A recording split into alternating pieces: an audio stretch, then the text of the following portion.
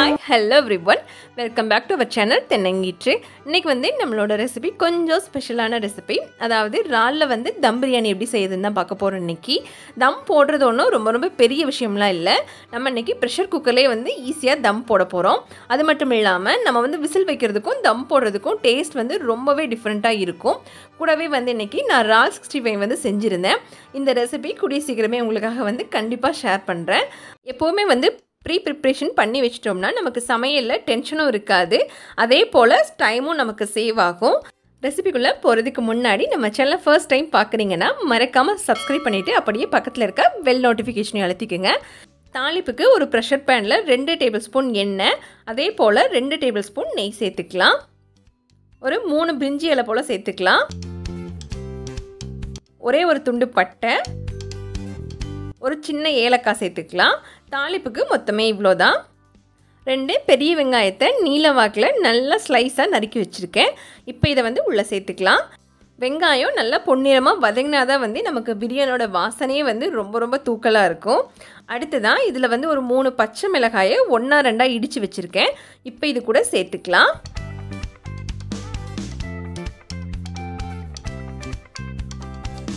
அடுத்ததான் ஒரு 10லேருந்து 12 சின்ன வெங்காயத்தை மிக்ஸி ஜாரில் வந்து கொரகொரப்பாக வந்து அரைச்சி எடுத்திருக்கேன்.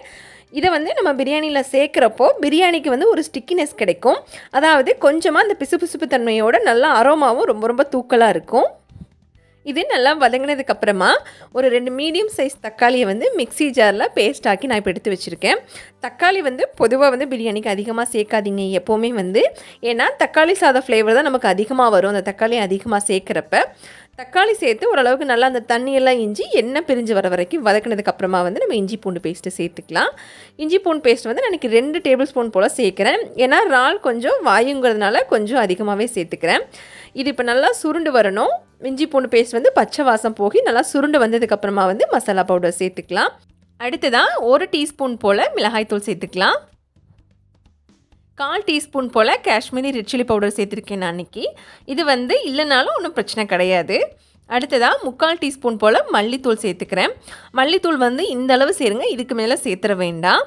1 டீஸ்பூன் ஃபுல்லாக வந்து பிரியாணி மசாலா சேர்த்துக்கலாம். 1/4 டீஸ்பூன் வந்து கறி மசாலா பவுடர் சேர்க்குறேன். இது கூடவே வந்து நம்ம போட்ட மசால் எல்லாமே வந்து வெங்காயத்தோடு சேர்ந்து நல்லா வந்து சுருண்டு வர வரைக்கும் நம்ம வதக்கணும். அதுக்கு அப்புறமா தான் வந்து நம்ம சிக்கனோ மட்டனோ இறாலோ எது சேர்க்குறதா இருந்தாலும் சேர்க்கலாம். இந்த மாதிரி தொக்கு போல் நல்லா சுருண்டு திரண்டு வரணும். இப்போ இது நல்லா வதங்கிருச்சு. நான் வந்து இன்றைக்கி 3/4 கிலோ இறால் எடுத்துகிட்டு வந்ததில் சுத்தம் பண்ணதில் ஒரு 400 கிராம் போல் எனக்கு கிடச்சிது, 450 கிராம் போல். இதிலேருந்து நான் ஒரு 250 கிராம் மட்டும், அதாவது 1/4 கிலோ போல் மட்டும் பிரியாணிக்கு சேர்த்துக்கிறேன். அரிசியோட அளவு வந்து எவ்வளோன்னு கடைசியாக சொல்கிறேன் உங்களுக்கு. இறால் சேர்த்ததுக்கப்புறமா அது உடனே தண்ணி சேர்த்துடாமல் இறாலோட அந்த மசாலா நல்லா மிக்ஸ் ஆகிற மாதிரி வதக்கிக்கலாம். இதையே வந்து கொஞ்சமாக தண்ணி சேர்த்து வேக வச்சு நல்லா சுருண்டு வந்ததுக்கப்புறமா எடுத்து வச்சோம்னா இறால் கிரேவியும் ரொம்ப சூப்பராக இருக்கும்.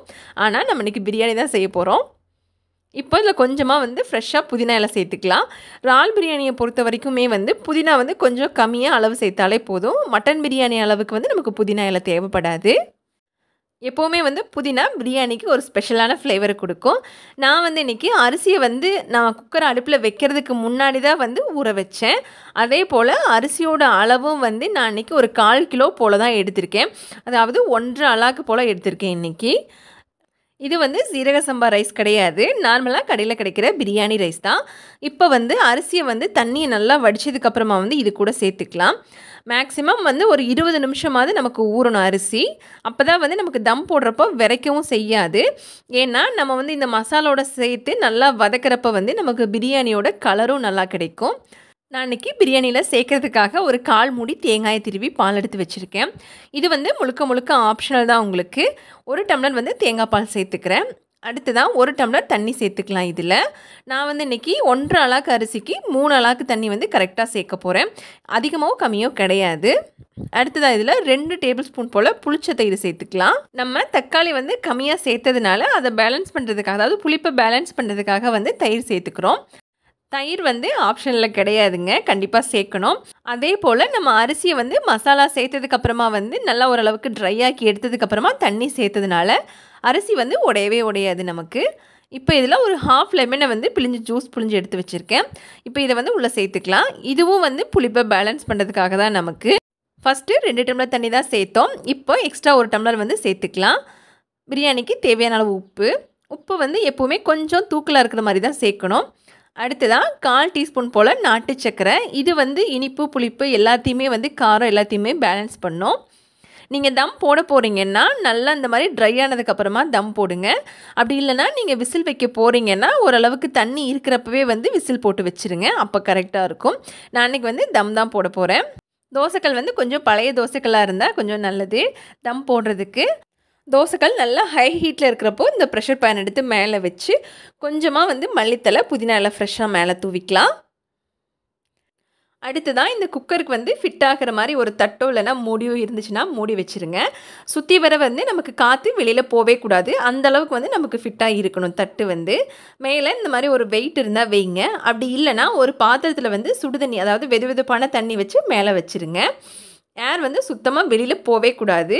அப்போ தான் வந்து நமக்கு தம்மில் உள்ள வேகும். கரெக்டாக 3/4 மணி நேரம் வந்து சிம்மில் இருக்கணும் பிரியாணி வந்து தம் போடுறப்போ நமக்கு. இப்போது ஓப்பன் பண்ணதுக்கப்புறமா வந்து நல்ல ஃப்ளேவர் வந்து எல்லா இடத்துலையுமே அப்படியே தூக்கலாக இருக்குது. உங்களுக்கு திறக்கிறப்பவே உங்களுக்கு நல்லா தெரியும் தம் போடுறதுக்கும் நம்ம விசில் வைக்கிறதுக்கும் உள்ள வித்தியாசம். இதே மெத்தடில் நீங்கள் வந்து சிக்கன் மட்டன் பிரியாணியும் தாராளமாக ட்ரை பண்ணலாம். கண்டிப்பாக வந்து இந்த வீடியோ உங்களுக்கு ரொம்ப பிடிச்சிருக்குன்னு நினைக்கிறேன். வீடியோ பிடிச்சிருந்தா வீடியோக்கு ஒரு பிக் தம்ஸ் அப் கொடுங்க. அப்படியே உங்கள் ஃப்ரெண்ட்ஸ் அண்ட் ஃபேமிலி கூட ஷேர் பண்ணுங்கள். தேங்க்ஸ் ஃபார் வாட்சிங்.